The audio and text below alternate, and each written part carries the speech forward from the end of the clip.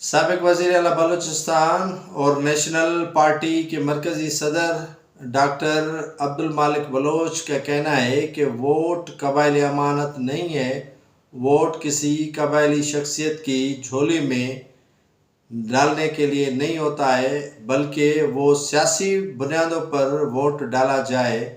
National جو party ہے وہ سیاسی کارکنوں کی جماعت ہے، یہ کہنا تھا سابق وزیر اعلیٰ بلوچستان اور نیشنل پارٹی کے مرکزی صدر ڈاکٹر عبدالمالک بلوچ کا۔ ان کا کہنا تھا کہ سیاسی کارکنوں کی جماعت اگر ہے تو بلوچستان نیشنل پارٹی ہے۔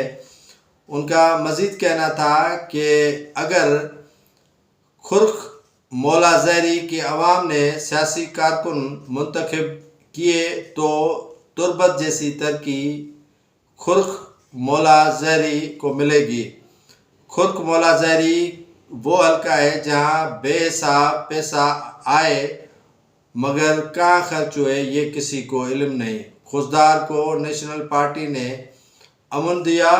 نیشنل پارٹی خرخ زہری کے زیر اہتمام شمولیتی پروگرام سے خطاب کرتے ہوئے ڈاکٹر عبدالمالک بلوچ نے کہا کہ عوام روایتی شکنی کر کے اینٹی ووٹ کو قبائلی بنیادوں پر نہیں بلکہ سیاسی بنیادوں پر استعمال کریں تو یہ بہتر ہے۔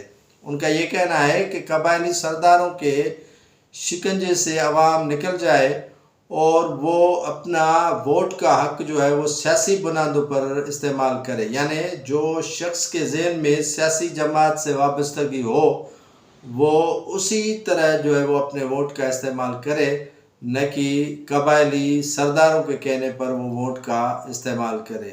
یہ ڈاکٹر عبدالمالک کی موجودگی میں کافی دیگر جماعتوں کے رہنماؤں نے اپنی پارٹیوں کو الوداع کر کے بلوچستان نیشنل پارٹی میں شمولیت اختیار کی اور ان کے ہاتھ مضبوط کرنے کے لیے ان سے عہد و وفا کیا۔